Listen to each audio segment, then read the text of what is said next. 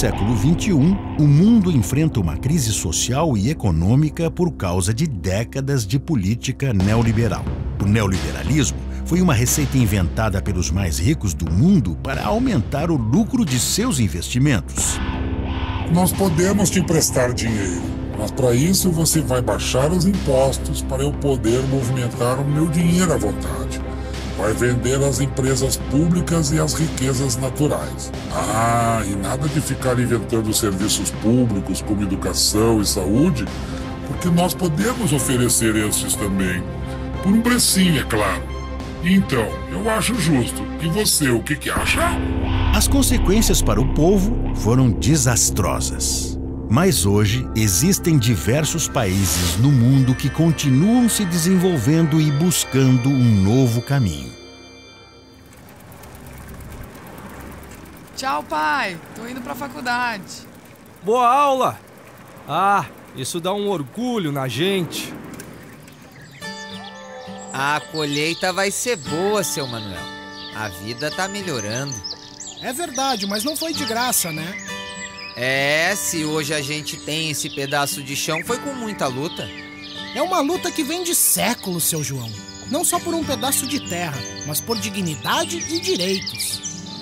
É verdade. E a história tá aí pra provar que sempre teve líderes populares e povo resistindo e lutando por mudanças. Como o grande Zumbi dos Palmares, que morreu combatendo a escravidão no tempo que o Brasil ainda era colônia de Portugal. Na história do Brasil, são muitas as lutas contra as injustiças. No século XIX, o movimento liderado por Antônio Conselheiro sacudiu uma região da Bahia dominada pelo latifúndio. O povo criou uma comunidade onde todos tinham terra e trabalho. E isso ameaçava os grandes fazendeiros e a igreja.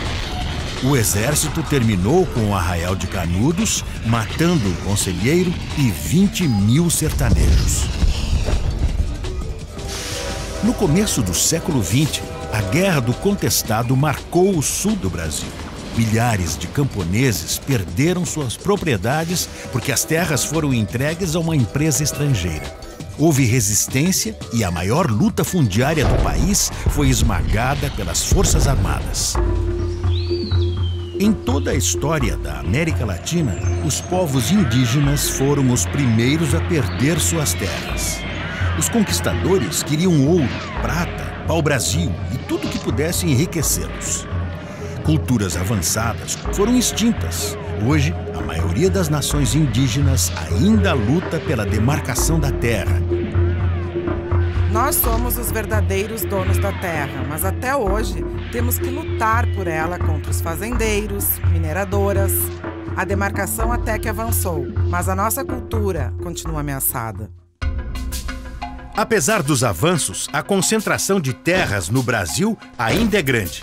Apenas 1% de todas as propriedades rurais cobre mais da metade de toda a terra agricultável no Brasil.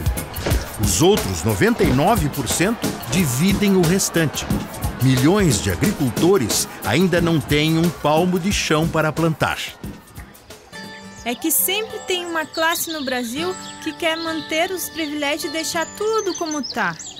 E é por isso que a gente precisa se organizar para continuar mudando as coisas.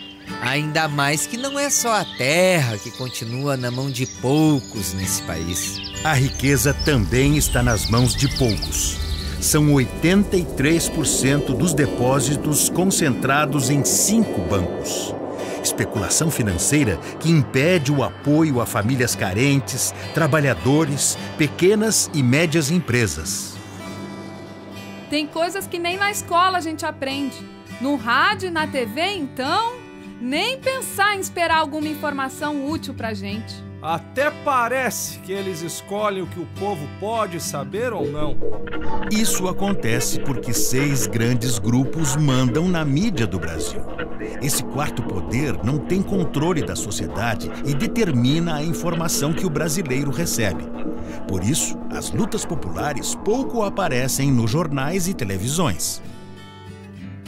Noite, pai. Noite, mãe. Noite, Mariana. Foi boa a aula hoje? Foi, tem muito a ver com esse papo de vocês aí. O nosso professor falou das lutas que vem acontecendo desde o tempo que eu nem tinha nascido. E antes até de vocês nascerem também. Mas não faz tanto tempo assim, minha filha. Faz sim.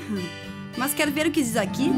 O Brasil deixou de ser império em 1889 e a República nasceu com uma elite concentrando a terra e as riquezas.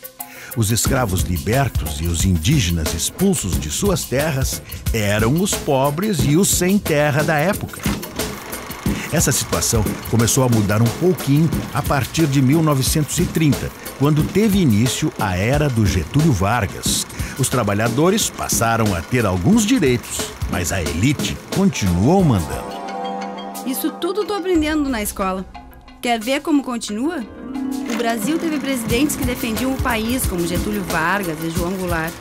Mas outros só pensaram nos privilégios deles e de seus compadres. Em 64 foi dado um golpe de Estado para derrubar o presidente João Goulart do poder, porque ele ia fazer as reformas de base para melhorar a vida do povo.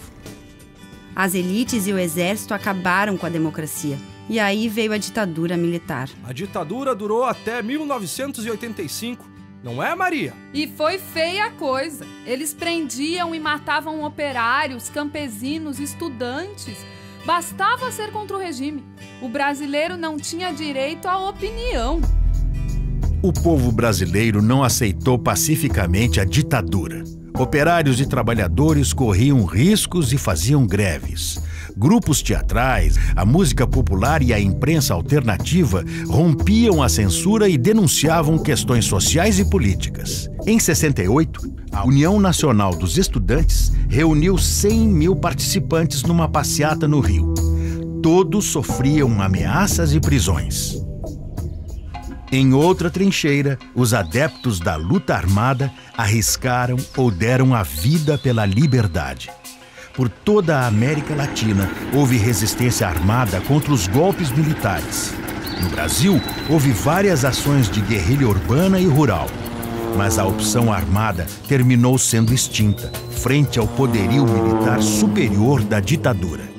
Não tem dúvida que houve guerrilha e resistência armada no nosso Brasil, mas terminamos caminhando por outras estradas. Nem me fala em estrada, seu Manuel.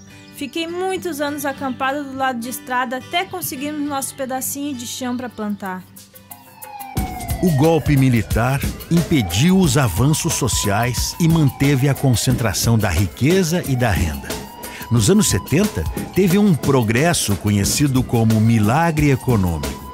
Mas um milagre para poucos, porque aumentou a concentração da riqueza e ampliou a pobreza do povo. Deixa que eu ponha o nenê no berço, mulher. Levei ela cedo pra creche aqui do assentamento antes de ir pra roça. Agora tá fino, por isso nem quero lembrar do que a gente passou na barraca de lona. A bichinha tá bem ferrada no sono.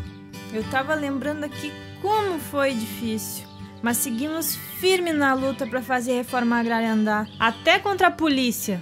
Por isso que temos sempre que lembrar o abril de 1996.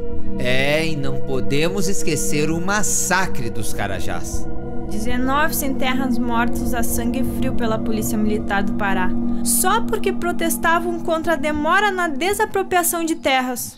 E essa luta não terminou ainda não. É verdade.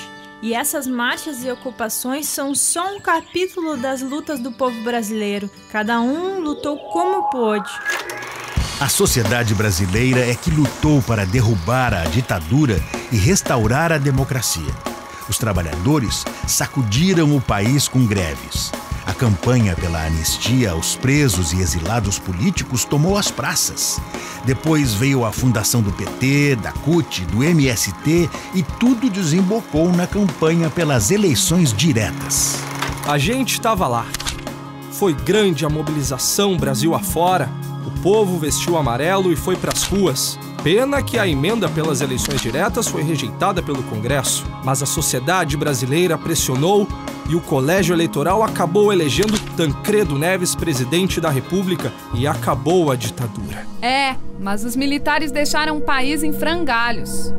Lembra que a inflação chegou a quase 5.000% nos anos 90? A vida estava difícil.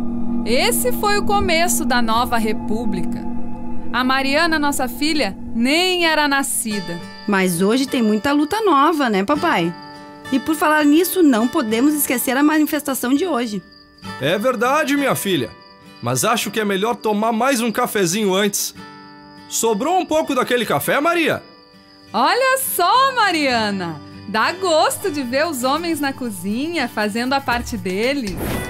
A luta das brasileiras por igualdade vem desde o século XIX. Só em 1933 conseguiram o direito ao voto. A partir dos anos 60, com a revolução de costumes e a invenção da pílula, a mulher conquistou o direito sobre o próprio corpo e maior liberdade sexual. Discriminação e violência contra a mulher ainda persistem no Brasil. Igualdade e liberdade são fundamentos de um projeto popular para o Brasil. Tem gente escandalizada lá na escola porque duas colegas andam de mãos dadas e são carinhosas uma com a outra. Hoje em dia é normal, mas tem gente que não aceita. A luta pelos direitos dos homossexuais vem desde os anos 70. As paradas gays espalham-se pelo mundo e pelo Brasil para afirmar o direito de viver livremente a sexualidade.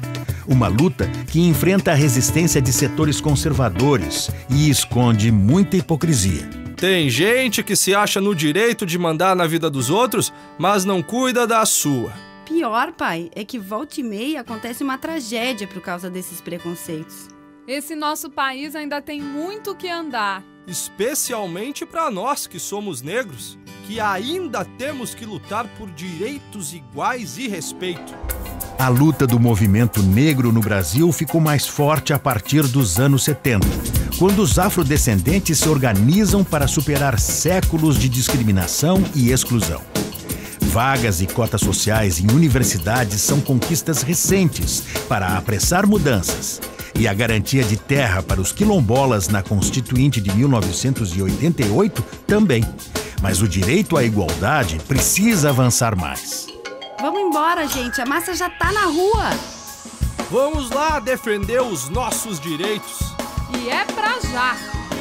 Todas as lutas têm que caminhar juntas. A nossa é contra as hidrelétricas que expulsam a gente da terra, agridem a natureza e acabam com o posto de trabalho. Um dos grandes desafios do país é lutar por um modelo energético mais justo e sustentável.